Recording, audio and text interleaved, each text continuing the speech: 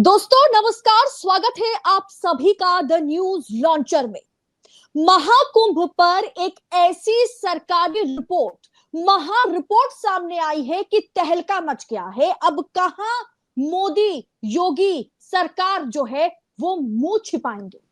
दरअसल दोस्तों, प्रयागराज में गंगा यमुना की जो पानी है वो स्नान लायक है ही नहीं। कंट्रोल रूम, सबसे पहले आशीष सर को जोड़ लीजिए, फिर तफसील से इस पर चर्चा करेंगे।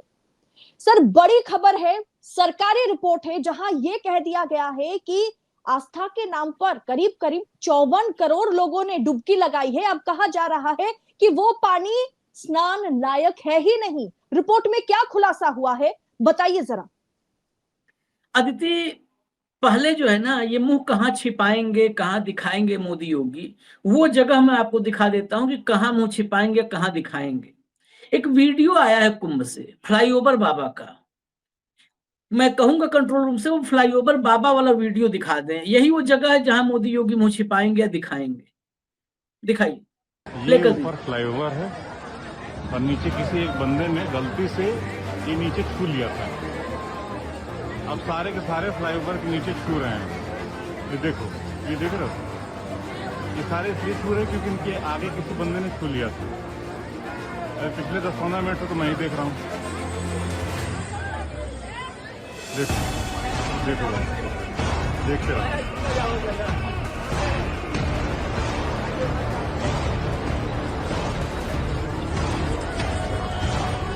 वो पीछे दिख रहा है आपको, पूरा छूटे हुए आ रहे हैं, पर उनको लग रहा है भगवान है ऊपर फ्लाईओवर। ये बड़ी विचित्र स्थिति है। जब जिस देश में नागरिक ऐसे हों, हालांकि मैं नागरिक नहीं कहूंगा, नागरिक शब्द मतलब सिविलियन होता है। सिविलियन की जिम्मेदारी बहुत बढ़ जाती है। सिविल सोसाइटी इसी से बना है, सिविलियन से। तो नागरिक तो है ही नहीं है, ये भीड़ है। जहां पर भीड़ होती है वहां पर मुंह नहीं छिपाना पड़ता। वहां पर सारे कारनामे करिए और सीना चौड़ा करके बताइए हमारी छाती 56 इंच की है। ये बेसिकली अंडरपास है, ऊपर फ्लाईओवर जा रहा है, अंडरपास है। अंडरपास के नीचे किसी एक खुराफाती ने उछल करके अंडरपास की छत जो है, जो फ्लाईओवर का निचला हिस्सा है, वो टच कर लिया। अब वहां पर वो भीड़ जो निकल रही, सब उसको टच कर रहे हैं। उसको भी जैसे लग रहा है कि कैलाश पर्वत पे पहुंच गए हैं, वहां पे उसको छू करके पाप मोचन कर ले रहे हैं। दीवार ही कोई माथे पे लगा रहा है। बताइए, अंडरपास में ये भारत में ही हो सकता है। ये सिर्फ और सिर्फ पूरी दुनिया में, इस ब्रह्मांड में, इस सृष्टि में, इस धरती पर अगर कहीं हो सकता है ये, तो सिर्फ भारत में हो सकता है और कहीं नहीं हो सकता। ये जो वीडियो है, ये इकलौता वीडियो बता रहा है कि इस देश के प्रधानमंत्री मोदी क्यों हैं, उत्तर प्रदेश के मुख्यमंत्री योगी क्यों हैं। ये सब कुछ बताने के लिए अगर कोई कहे कि 20 सेकंड में या 30 सेकंड में आप भारत की राजनीति को परिभाषित कर दीजिए, बस आप उसको एक वीडियो दिखा दीजिए, आपको कुछ भी कहने की जरूरत नहीं पड़ेगी, कुछ नहीं कहना होगा। एक वीडियो और है, ये उन्नाव की जेल का है जो बताया जा रहा है, उन्नाव की जिला जेल का। जरा वो भी वीडियो दिखा दीजिए, तब हम आते हैं आज अभी तर्कों पर। ये देखिए, प्ले कर दीजिए।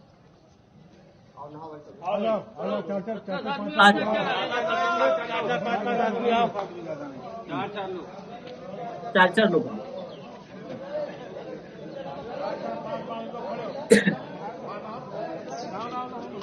ये जय। अब ये 4-5 लोग को बुलाया गया। देखिए, धनाधन स्नान शुरू है। ये संगम का जल आया है जिला जेल में, जिला कारागार उन्नाव में। अब इसके बाद ये वीडियो देखने के बाद मेरे मन में आया कि सारे जेलों में अगर भिजवा करके उस सारे कैदियों को छोड़ दिया जाए तो जेलों की आवश्यकता खत्म हो जाए। क्योंकि अब इसके बाद तो इन्होंने जो भी पाप किया था और जज साहब ने जो भी सजा सुनाई थी, सब तो कट गया, सब न्यूट्रलाइज हो गया, जीरो हो गया। अब वही खाता सोने पर आ गया। अब इसको नहाने के बाद, ये जो कुंभ का जल आया है, संगम का जल, ये नहाने के बाद भी जेल में कोई रहे तो फिर तो जेल का प्रशासन और राज्य की सरकार उनके साथ अन्याय कर रही है। इसके बाद रहना चाहिए। यही तो है कि पाप मोचन हो गया, पाप से मुक्ति मिल गई। अब पाप से मुक्ति मिल गई, मोक्ष की तरफ बढ़ गए, अब भी जेल में रहोगे। जिस व्यक्ति को मोक्ष मिल जाता है उसे तो आजाद कर दीजिए आप। ये 2 वीडियो आप दुनिया भर में किसी को दिखा दीजिए, पूरी भारत, उसके बाद वो भारत पर आपसे कोई सवाल नहीं करेगा। मुझे लगता है कि कोई भी सिविल सोसाइटी, सिविलियंस जिस देश में रहते हैं, जापान, अमेरिका, डेनमार्क, ऐसे देशों में जो है आप दिखा देंगे तो खुद फिर आपसे कुछ पूछेगा नहीं कोई। भारत का परिचय 2 वीडियो 1 मिनट में। अब रिपोर्ट पर आते हैं, इसलिए पहले दिखा दिए कि इस रिपोर्ट की कीमत, आप डिबेट कर रहे हैं इस रिपोर्ट पर, आपके लिए है, हमारे लिए है, उन साइंटिस्ट के लिए है, वैज्ञानिकों के लिए है जिन्होंने ये शोध किया।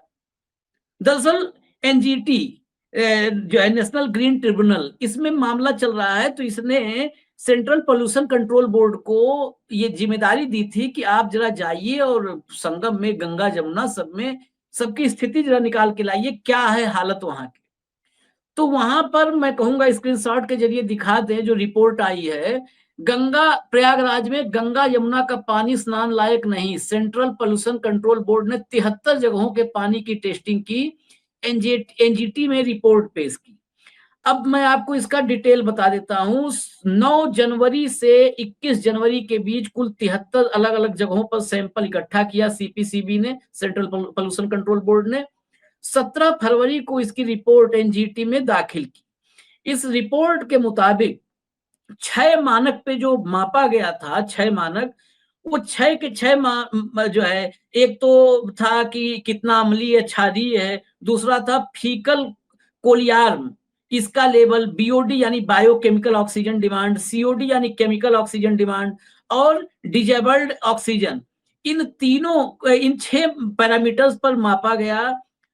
इसमें जो सबसे इंपॉर्टेंट है फीकल कोलिफॉर्म, ये जो है, ये 1 ml पानी में 100 बैक्टीरिया होने चाहिए, लेकिन अमृत स्नान के 1 दिन पहले यमुना नदी में 1 ml में फीकल क्लोरोफॉर्म 2300 पाया गया, 100 की जगह 2300 पाया गया।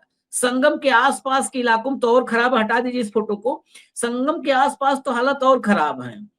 संगम के आसपास 100 के बजाय 2000 निकला।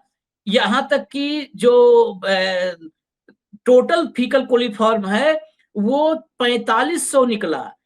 शास्त्री ब्रिज, जिसकी बहुत चर्चा हुई है भगदड़ के समय में, शास्त्री ब्रिज, वो शास्त्री ब्रिज वही नोज के पास, संगम नोज के पास है, पास में है, वहां पर फीकल कोलिफॉर्म बैक्टीरिया 3200 और टोटल फीकल कोलिफॉर्म 4700 निकला है कोलिफॉर्म।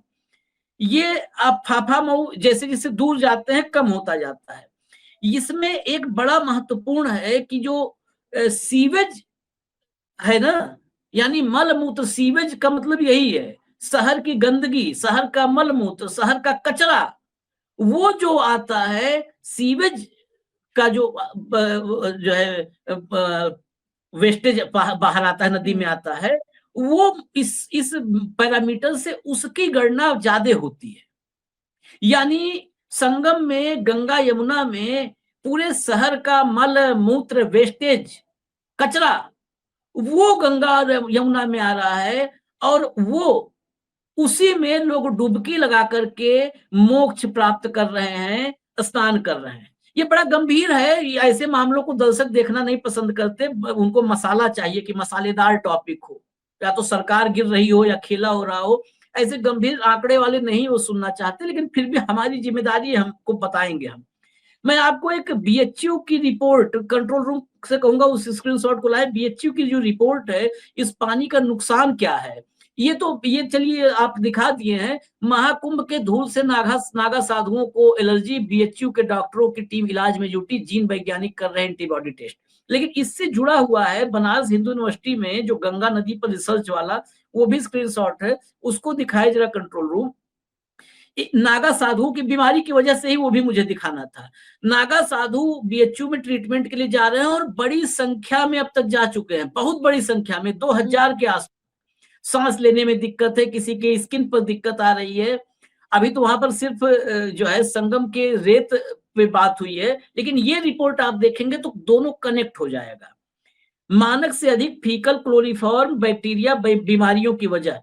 बनारस हिंदू यूनिवर्सिटी में गंगा नदी पर रिसर्च करने वाले प्रोफेसर बीडी त्रिपाठी बताते हैं कि जिस पानी में मानक से ज्यादा फीकल कोलिफॉर्म बैक्टीरिया होगा वह किसी इस्तेमाल के लायक नहीं रहेगा।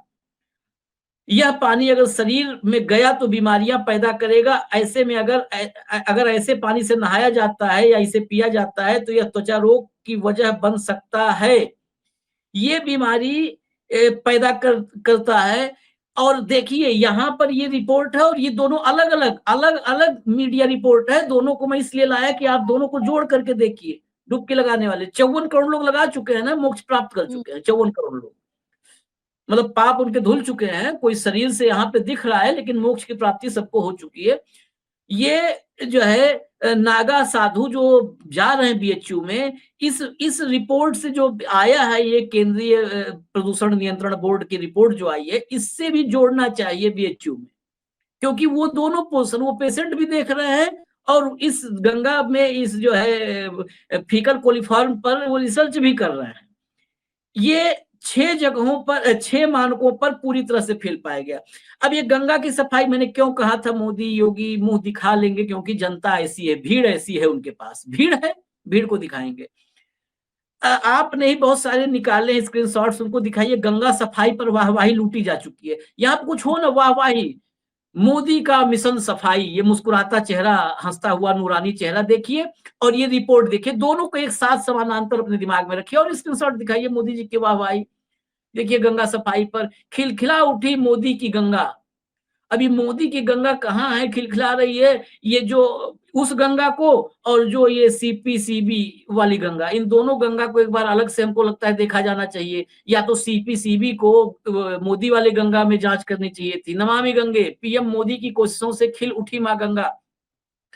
माँ गंगा खिल उठी है। मीडिया की जो रिपोर्ट्स है उसमें माँ गंगा खिल उठी हैं, लेकिन एक मेरे पास ऐसी रिपोर्ट है जो इस सच्चाई को भी बाहर ले आएगी। मैं आपको वो विजुअल भी मुश्किल से 30 सेकंड में दिखाऊंगा, क्योंकि मीडिया क्या कर रही है इसमें मीडिया भी बेनकाब हो जाएगी। लेकिन अदिति, हाँ, नमामि गंगे जिन्होंने मोदी जी का मिशन जो था, इस पर करीब करीब 2019 में ही 20,000 करोड़ रुपए खर्च किया गया था। तो आज ये रिपोर्ट आ रही है और सबसे बड़ी बात, जहां सबको पता था कि दुनिया का सबसे बड़ा मेला जो है प्रयागराज में एक तरीके से बहुत अच्छे से बिछाया गया था, बहुत प्रचार की गई थी इसका, 75,000 करोड़ रुपए योगी सरकार ने खर्च करने के दावे भी वो कर चुके हैं। लेकिन क्या ये टेस्टिंग पहले से नहीं की जा सकती थी? पहले नहीं करना चाहिए था? क्योंकि बहुत तरह की समस्याएं बन सकती है। पहले संगम से महाकुंभ से पहले भी जो है संगम के गंगा यमुना के जल में प्रदूषण पर बातचीत हो चुकी है और एक रिपोर्ट भी आई थी। जब ये कुंभ शुरू हुआ है, शुरुआत में ही मैं आपको याद दिला दूं, शंकराचार्य ज्योतिष पीठ स्वामी अभिमुक्तेश्वरानंद ने इस मामले पर जब भव्य और दिव्य कुंभ की बात आई थी, तो उनका जो पहला स्टेटमेंट आया था वो इसी पर आया था कि यहाँ का जल आचमन योग्य भी नहीं है और अपनी पीठों थपथपाने में लगी हुई है सरकार। लेकिन धर्मगुरु, शंकराचार्य, सिविलियन, एक्टिविस्ट, पत्रकार, कोई भी बोले, कुछ भी बोले, जब ये सत्ताधीशों को पता है, बड़ा इंपॉर्टेंट मसला है, सत्ताधीशों को पता है कि ये जर्नलिस्ट, एक्टिविस्ट कोई भी बोलेगा, जनता इस पर ध्यान देने वाली नहीं है। जनता तो इस भीड़ तंत्र का हिस्सा है। भीड़ है ना ये जनता भी, फिर मैं गलती से बोल देता हूं, जनता भीड़ है। भीड़ को तो जैसे हाकोगे वैसे हाकी जाएगी भीड़। उस समय भी ये बात थी, आज भी मैं बता रहा हूं, इससे भी आज मैं कितना भी बताऊं इससे भी कोई फर्क नहीं है। इससे ऐसा है कि कोई फर्क पड़ जाएगा या मोदी या योगी ये जरा सा भी इनको शर्म महसूस होगी, सफाई देंगे, कुछ नहीं होने वाला है। इनको पता है एक रिपोर्ट आई है, 10-5 हजार लोग को देखना होगा, या तो इतनी गंभीर रिपोर्ट हो सकता है 5 हजार लोग भी ना देखें। उसके बाद कितने दिन, ऐसा तो है नहीं इसी विषय पर चर्चा करते रहेंगे हम लोग। उनको पता है कितना होगा, 1 से 2 बार 3 बार, लोग देखेंगे नहीं, हट जाएंगे, तो वो निश्चिंत है। एक और विजुअल है, जरा दिखा दीजिए कंट्रोल रूम। इसीलिए मैं गंगा सफाई या भव्य और दिव्य कुंभ, जरा देखिए, ये एक चैनल है, राष्ट्रीय चैनल, देखिए, ये देखिए, इसलिए दिखा रहा हूं। उसकी जो गाड़ियां वैन जाती है ना, गाड़ियों की जो चैनल्स की गाड़ियां जाती हैं, उसके वो भी होती है, आउटडोर ब्रॉडकास्ट के लिए गाड़ी होती है, क्रू होता है, मंदिर वहीं बनाया है। ये लग रहा है भाजपा प्रचार वाहन है। एक नेशनल टेलीविजन चैनल के गाड़ियों का पर ये ब्रांडिंग मंदिर वहीं बनाया है, ये क्या कहता है? ये कहीं से भी लग रहा है कि ये किसी जो है मीडिया हाउस की गाड़ी का ब्रांडिंग हो सकता है, लगता है ये कहीं। ये तो यही बता रहा है कि भारतीय जनता पार्टी का प्रचार वाहन है ये। अब ये देखिए, ये भी एक न्यूज चैनल की होर्डिंग है। होर्डिंग पर आगे बढ़ गया, राम आएंगे, ये भी एक न्यूज चैनल की गाड़ी है। अलग अलग न्यूज चैनल की गाड़ियां हैं, राम वहीं आएंगे। और इसके पहले जो एक होर्डिंग लगी थी वो भी एक चैनल का ही था। वो जब होर्डिंग वाली जगह आए तो जरा पॉज करिएगा, मैं एक बार उस होर्डिंग को भी दिखाऊंगा। जब अभी आगे होर्डिंग वाला है, लाइए उसको, होर्डिंग वाले को भी लाइए, उसको भी गौर से देखिएगा। ये देखिए, रोकिए, इसको पॉज करिए। The winner nation one nation one leader, one nation, हाँ थोड़ा फॉन्ट मुझे दिक्कत होती है इस समय थोड़ा देखने में।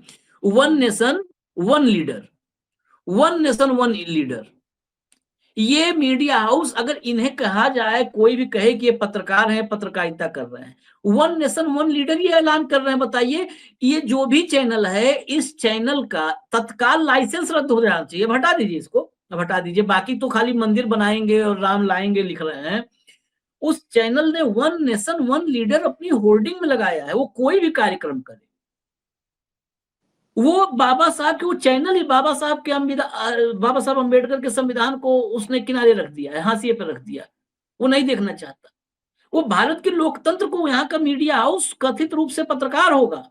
उस चैनल का नाम शायद अगर भारत 24 है तो उसको तो कौन चला रहा है, उसके बगैर उसके बारे में बताऊं, पत्रकारिता से कोई लेना देना नहीं है। अगर वही चैनल है ये, तो भारत 24 ही था क्या अदिति? हाँ, भारत 24। हाँ हाँ, तो तो इसके जो क्या था कुछ समय पहले, फिर छोड़ के आ गए नहीं, ये इसको जो चलाने वाले, लॉन्च किए, जगदीश चंद्रा साहब हैं। ये ब्यूरोक्रेट थे राजस्थान में। राजस्थान की एक बड़ी नेत्री, मुख्यमंत्री 2 बार रही हैं, 3 बार रही हैं। उनकी कृपा से इनको जो है ईटीवी में एक जमाने में घुसा दिया गया मौका, रामोजी राव के पास। ब्यूरोक्रेट थे तो ये विज्ञापन लाने में, मतलब धन इकट्ठा करने में माहिर थे। वहां से जब छुट्टी हुई, वो चैनल अंबानी साहब के पास गया, तो कई बड़े चैनलों में इस नाम पर कि इन्होंने ईटीवी में बहुत विज्ञापन, बहुत रेवेन्यू कलेक्ट किया था, कई जगह मौका दिया गया। लेकिन वो दौर कुछ और था, ये दौर कुछ और है। हर जगह फ्लॉप होते गए, फेल होते गए। फिर कहीं से बड़े फंड की जरूरत का मैनेजमेंट किया और चैनल लॉन्च किया। अब ये चैनल लॉन्च करके भारत की डेमोक्रेसी को, डेमोक्रेटिक सिस्टम को तार तार कर रहे हैं। One nation one leader. फिर बाकी सबको संन्यास दिलवा दो, मोक्ष दिलवा दो ना प्रयागराज में। बेशर्म पत्रकारिता के नाम पर क्यों यहाँ पर बेशर्मी का जो है वो कर रहे हो, नंगा नाच कर रहे हो?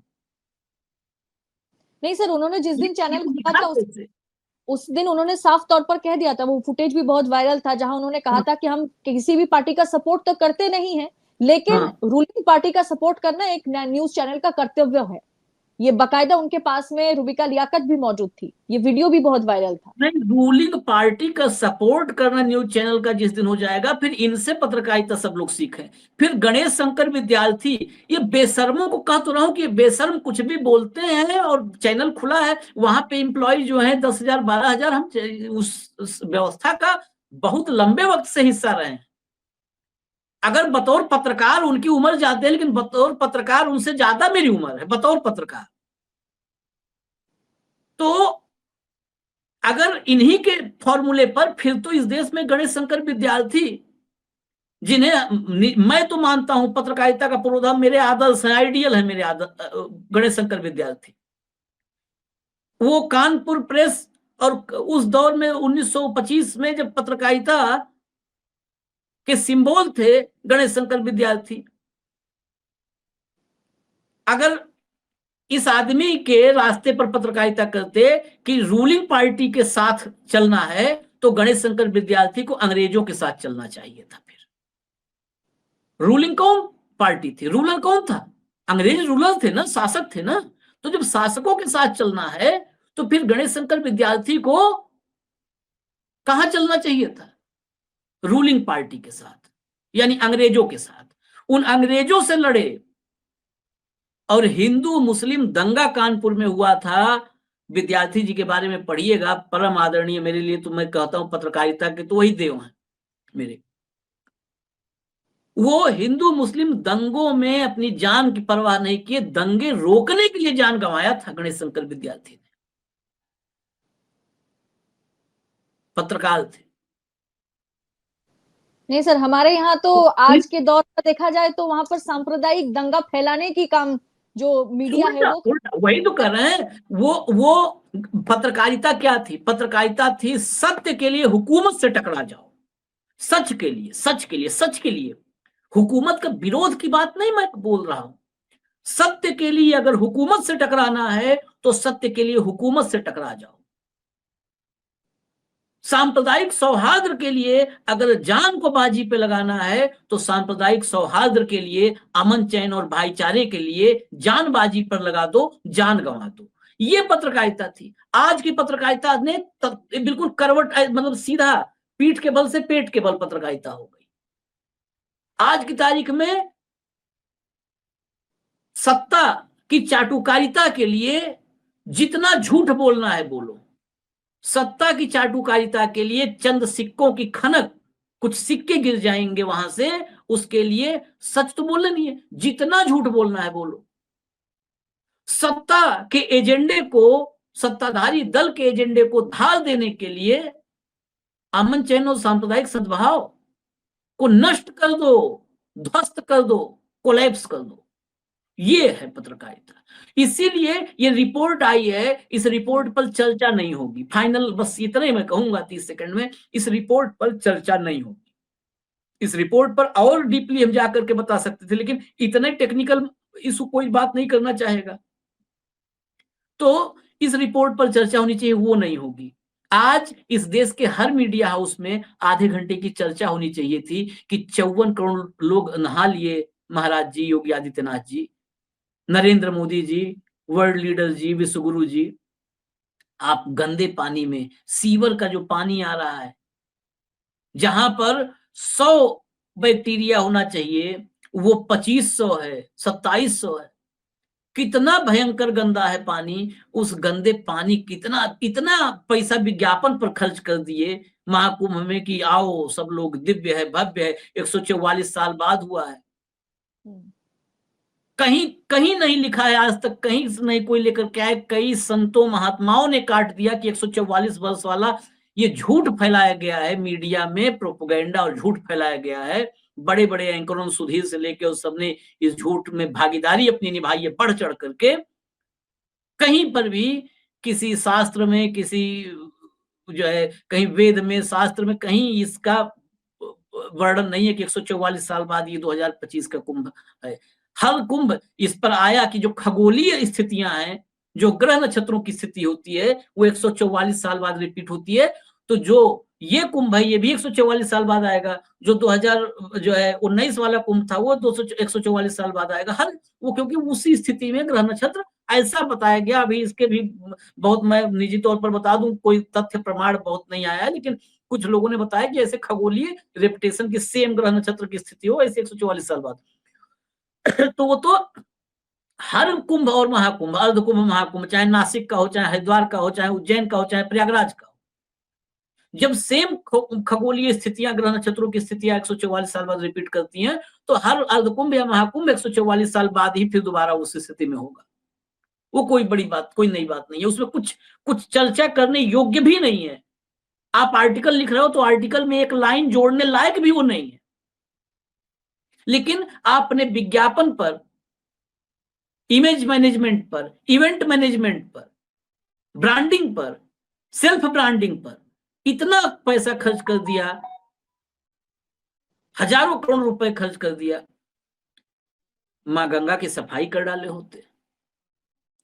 जिसको आना होता स्वच्छ निर्मल पावन गंगा, जिसको आना होता वो डुबकी लगाता वहां।